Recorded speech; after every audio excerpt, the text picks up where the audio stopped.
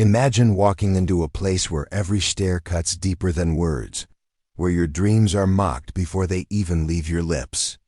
That's what happened when a young black girl stepped into a military base and asked the colonel, yes, the colonel, to use the shooting range. He laughed like it was a joke. But by the time the smoke cleared and the scores rolled in, she didn't just prove him wrong. She broke every single Navy SEAL shooting record in the books. What happened next? No one saw it coming. Buckle up for this shocking, inspiring, and jaw-dropping true underdog story, and don't forget to subscribe for more stories that will shake your soul and flip your expectations upside down. The laugh that echoed, nobody at Fort Dagger expected much from the girl who walked in wearing a patched hoodie, combat boots that had seen better days, and a quiet storm behind her eyes. Her name was Tasha Miles, and she just turned 18. She wasn't from a military family. No famous father, no legacy name, no medals in the lineage. Just a girl from East Atlanta who had learned to shoot cans off railings behind abandoned train stations and hit bottle caps with a rusty .22 her grandfather left behind. When she walked up to the front gate of the elite training facility and calmly asked for permission to practice on the SEALs shooting range, the guards exchanged glances. Thought it was some kind of prank. They let her in out of pure curiosity, maybe. Even pity escorting her to Colonel Barrett, a hardened man with a chin like stone and a heart just as rigid. Barrett, known for chewing out cadets for blinking during drills, didn't even try to hold back his laughter. He leaned back in his chair, cackling as he wiped a tear from his eye. "Little girl," he said through gritted teeth, "this isn't a carnival. You want to play with pop guns, go to the fair." But Tasha didn't flinch. Her voice was steady as she replied, "Sir, I just need one shot. That's all. Just one shot to show you I'm not here to play." His amusement turned into mild irritation. "Fine," he growled, signaling one of the trainers to escort her to Range 12, the range no civilian had ever stepped foot on. It was where SEAL candidates got torn apart by pressure, time, and distance. She was handed a standard-issue M4 carbine and given a target 200 meters away. She examined it once, took a breath. The silence was deafening, then crack. The shot echoed. Bullseye. They thought it was luck. She took another. Crack. Another bullseye. Then 5 more. Then 10. Standing, kneeling, prone, one-handed, eyes closed. Double trigger pull. The instructor's jaw dropped. The colonel's face hardened as whispers turned to stunned silence. Something was happening that no one could process. This girl was real. And this was only the beginning. Colonel Barrett wasn't a man who gave second chances, let alone second glances. But that day, something in his gut twisted as he watched the footage back in his office. Frame after frame, clean shots, even tighter groupings than his best operatives. Still, he chalked it up to a fluke.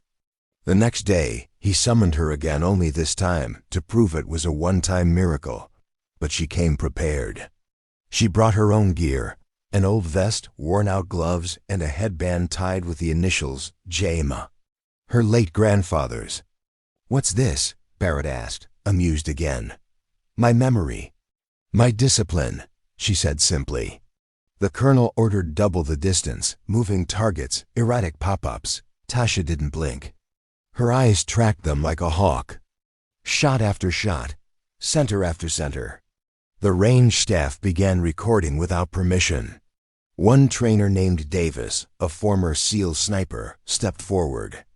"Let her try the gauntlet," he suggested. Barrett scoffed. "That's for seasoned SEALs only." But Davis persisted. "Sir, she isn't ordinary." The gauntlet was a brutal course, physical, mental, ballistic. Tasha strapped in, scaled walls, leaped over trenches, and still landed precision shots with breath control like a seasoned sniper. By the time she reached the final station, a rapid fire on moving clay drones, she didn't just complete the course. She beat the record by 27 seconds. Everyone went silent. The colonel's jaw clenched. "Who taught you?" he asked, voice low. "My grandfather," she answered. "He wasn't military. Just believed I had something." That night, news spread like wildfire across the base. A civilian girl had shattered SEAL protocols without training, without permission, and without mercy.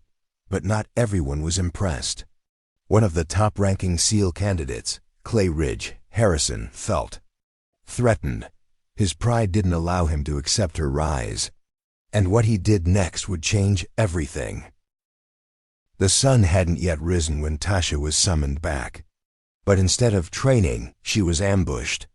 Clay had filed a complaint alleging that Tasha had tampered with the rifle sights or used specialized gear. He even accused her of manipulating the system. Colonel Barrett, under pressure from his brass and holding on to his old-school biases, ordered an internal investigation. They confiscated her vest, her gloves, even her headband, and then banned her from stepping onto the range until further notice. She was crushed but not broken. Tasha knew she couldn't win this battle with complaints. She'd win it with precision, with proof. Davis, the trainer who had first seen her gift, risked his career by sneaking her in at night. Using blank simulators and cold weapons, he retrained her. "You're not just a shooter," he told her. "You're a weapon." But Clay wasn't done. He pushed for a head-to-head. An official match SEAL candidate versus civilian. Barrett agreed. "One match. If she loses, she's gone for good. If she wins, she gets my respect and full access to the base." The night before the match, Clay sabotaged her scope. Recalibrated her rifle just enough to throw off accuracy.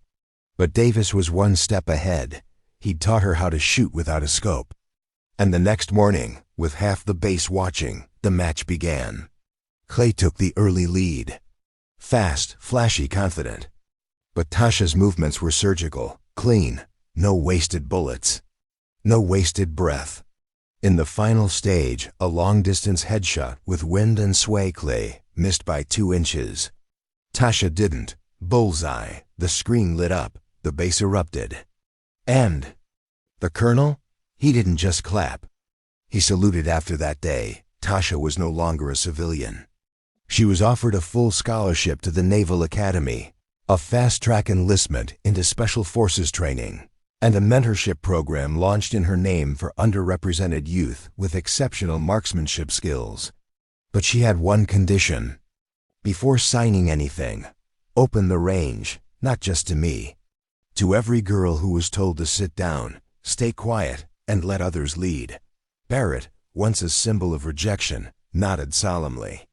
"You've changed more than records, Miss Miles. You've changed this base." Clay, forced to reckon with his defeat, approached her. "I was wrong," he admitted. "You're more soldier than I'll ever be." But Tasha didn't smile. She just said, "I'm not here to be better than anyone. I'm here because I belong." Months later, she stood on stage as the youngest black woman ever to receive the SEAL Sharpshooter citation. Media flooded in.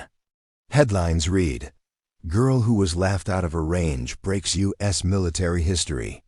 But for Tasha, it wasn't about fame, it was about legacy. She returned to East Atlanta every year to host free shooting clinics, teaching girls like her to see their worth in every breath they took, every shot they fired. They called her the Bullet Whisperer. And somewhere deep inside a dusty cabinet at Fort Dagger, the old shooting records lay, each one with her name next to it. And a note from Colonel Barrett himself: "To whoever breaks this, thank the girl they laughed at first."